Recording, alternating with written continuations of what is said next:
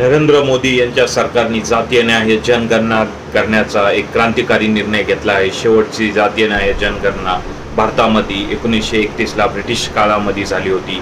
त्यानंतर त्याच जनगणनेचा आधार घेऊन आरक्षणाचाही वाटप झाला होता आणि आता भाजपचं जे एक बॅकबोन आहे RSS, ज्यांनी ह्यापूर्वी जातीय न्याय जनगणना करायची की नाही करायची यावर पुढे स्पष्ट आपली भूमिका घेतली नव्हती, त्यांनी पण आता जातीय न्याय जनगणना झालीच पाहिजे अशी भूमिका घेतली आणि त्यानंतरच मोदी सरकारने हा क्रांतिकारी निर्णय घेतल्याचं बोललं जात आहे। RSSचं म्हणणं आहे की हिंदू समाजामध्ये जात आणि जातीय संबंध हा एक अत्यंत संवेदनशील विषय आहे।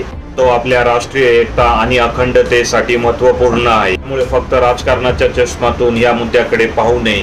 अनेकदा आपल्याला समाज कल्याणकारी योजना ज्या असतात त्यासाठी जातीय आकड्यांची गरज असते आणि त्यावेळेस मात्र हे आकडे आपल्याकडे जे असतात ते उपलब्ध नसतात आणि चुकीचे असतात। त्यामुळे अनेक जातीयातील जे आवश्यक जे गरजू व्यक्ती आहेत ते या सगळ्या सुखसुविधापासून जे आरक्षणाच्या भेटत आहेत त्यापासून ते वंचित राहतात असंही त्यांचं म्हणणं आहे।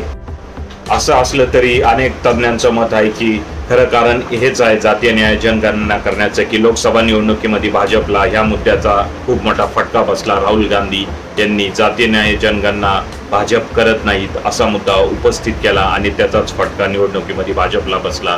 240 जागा भाजपच्या आल्या आणि ते बहुमतापासून लांब राहिले आणि त्यांनी त्यानंतर चंद्रबाबू नायडू आणि नितीश कुमार यांच्यासोबत केंद्रामध्ये सत्ता स्थापन केली आणि लोकांमध्ये जे मत परिवर्तन झालं होतं काही प्रमाणात त्यामध्ये जातीय न्याय जनगणना हा एक मुद्दा होता।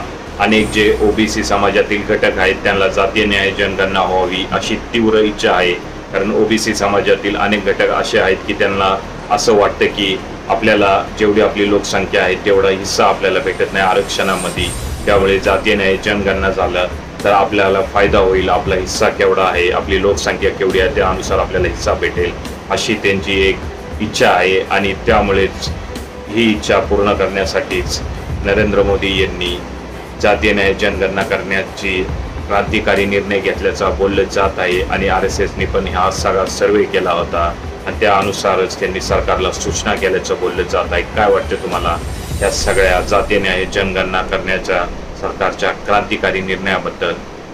व्यक्त व्हा कमेंट बॉक्समध्ये।